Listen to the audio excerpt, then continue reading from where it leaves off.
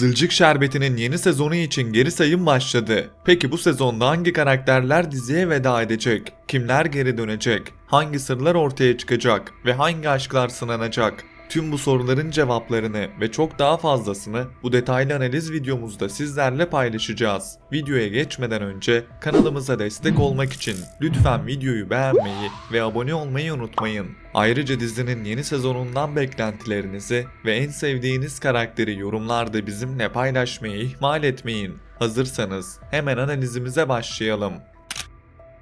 Dizimiz 3. sezon finalinde adeta nefesleri kesmişti. Mustafa'nın bir türlü içine atamadığı, yıllardır biriktirdiği duyguların ve öfkenin sonunda patladığı o sahne herkesin aklında tek bir soru bıraktı. Acaba şimdi ne olacak? Özellikle Fatih ve Işıl'ın vurulması acaba onlara bir şey olacak mı diye merak ettirdi. Bununla beraber Kıvılcım'ın bebeğinin akıbeti de sezon finalinden sonra en çok merak edilen konulardan biri olmaya devam ediyor. Sezon finalinde Mustafa, babası Abdullah ile adeta psikolojik bir savaşın ortasına girdi. Son sahnede babasına silah doğrultup herkesin nefesini tuttuğu o anlarda ekran karardı ve bir silah sesi duyduk.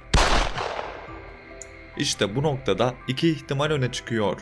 Birincisi, Mustafa silahı kendisine doğrultup tetiği çekmiş olabilir. İkincisi ise o karmaşanın içinde birisi son anda Mustafa'nın eline atlayıp silahın yönünü değiştirmiş olabilir. Ben ikinci seçeneğin daha güçlü olduğunu düşünüyorum.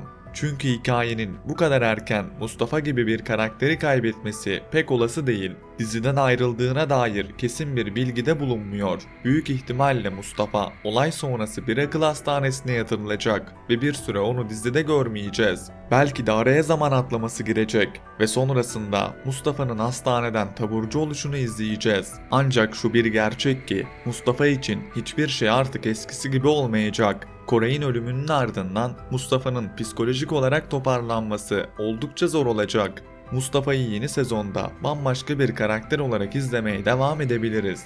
Gelelim Işıl cephesine. Geçtiğimiz sezonda adım adım sinsice planlarını uygulayan Işıl, sezon finaline kadar pek çok kişinin hayatını etkiledi. Şimdi izleyicilerin aklında tek bir soru var. Işıl'ın gerçek yüzü ne zaman ortaya çıkacak? Ben burada senaryonun tıpkı geçmiş sezonlarda Görkem karakterinde olduğu gibi ilerleyeceğini düşünüyorum. Işıl'ın hikayesi büyük ihtimalle yeni sezonun ilk birkaç bölümünde hızla gelişecek ve gerçekler teker teker su yüzüne çıkacak. Ancak Işıl'ın tamamen aramızdan ayrılması bu kadar kolay olmayacak. Çünkü Işıl'ın Pembe'nin ölümündeki rolü Abdullah için ciddi bir iç hesaplaşma yaratacak. Abdullah bu gerçekle yüzleştiğinde kendi vicdanı ile çok büyük bir savaş yaşayacak. Eğer senaryo burada Abdullah'ın intikam duygusunu harekete geçirirse Işıl için kaçacak bir yer kalmayabilir. Ama ben yine de Işıl'ın tamamen diziden ayrılmadan önce biraz daha ortalığı karıştıracağını düşünüyorum. Asude'nin sezon finalinde Ünal ailesine karşı tek başına mücadele edemeyeceğini fark etmesi ve abisinden yardım istemesi yeni sezonda iki aile arasında sert çatışmaların olacağının sinyalini verdi. Artık sadece küçük tartışmalar değil, daha büyük oyunlar ve ciddi hamleler izleyeceğiz. Asude ve Abdullah'ın yollarının kesişmesi ise büyük sürpriz olabilir. Belki de zamanla Asude ile Abdullah arasında bir yakınlaşma izleyebiliriz. Eğer bu olursa bu durum başta Nursema ve Firaz ilişkisini ardından da diğer tüm aile bağlarını derinden sarsacaktır. Asude'nin Ünal ailesine karşı Abdullah'ı yanına çekme çabası yeni sezonun en dikkat çekici cephelerinden biri olacak gibi görünüyor. Gelelim sevilen çiftimiz Nursema ve Firaz'a. Onlar geçtiğimiz sezonda pek çok zorlukla karşılaştılar ama her defasında birbirlerine olan sevgileriyle tüm engelleri aştılar. Yeni sezonda bu ikilinin daha fazla mutlu anlarını göreceğimizi düşünüyorum.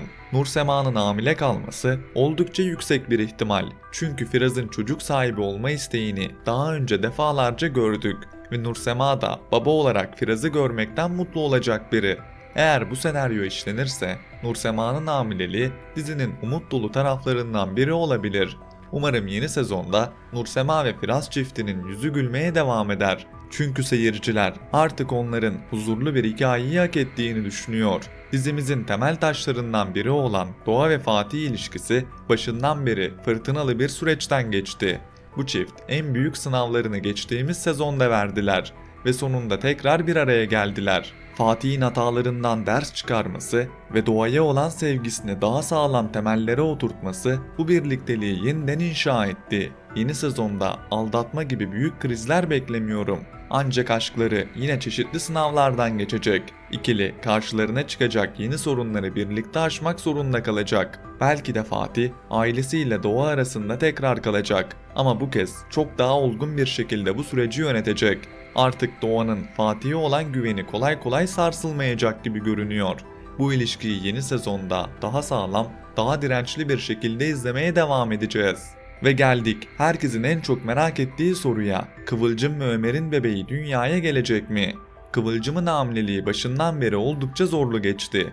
Özellikle yaşadığı stres, travmalar ve sezon finalindeki korku dolu anlar bebeğin sağlık durumunu tehlikeye attı. Ancak ben bu bebeğin sağlıklı bir şekilde dünyaya geleceğini ve herkese umut olacağını düşünüyorum.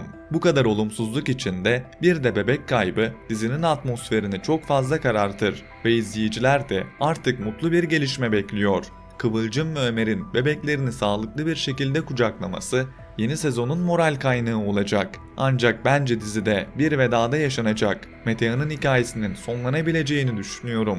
Bu tarz bir gelişme dizideki dengeleri değiştirir ve hikayeye yeni bir derinlik katar. Özetle yeni sezondan neler bekliyoruz? Mustafa büyük ihtimalle akıl hastanesinde olacak. Dönüşü ise sürprizlerle dolu olabilir. Işıl'ın gerçek yüzü ortaya çıkacak ve Abdullah ile yüzleşmesi dizinin en çarpıcı sahnelerinden biri olacak. Yeni sezonda Asude'nin abisi diziye katılacak ve bu durum Asude ile Abdullah arasında büyük bir savaşın başlamasına neden olacak. Nursema ve Firaz'ın mutlu bir dönemine şahit olacağız ve muhtemelen bebek haberi alacağız. Doğa ve Fatih yeni sınavlar verecek ama bu kez daha sağlam bir birliktelik izleyeceğiz. Kıvılcım ve Ömer'in bebekleri dünyaya gelecek ama Metehan cephesinde bir veda yaşanabilir.